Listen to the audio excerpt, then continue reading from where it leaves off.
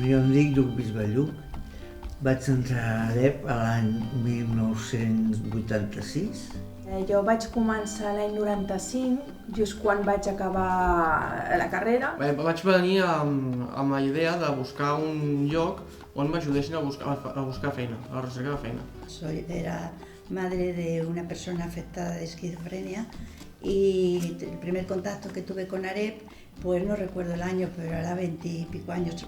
Y bueno, a partir de aquí mi vida cambió. Los pisos que están repartidos por Barcelona, las 3 residencias.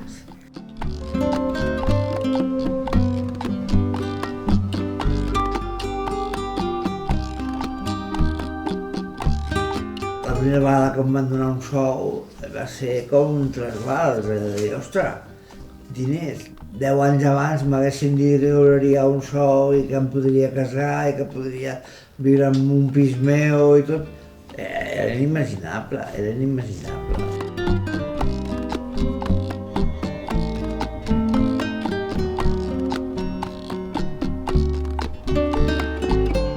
Yo espero que todo haya evolucionado a nivel político y social para bien.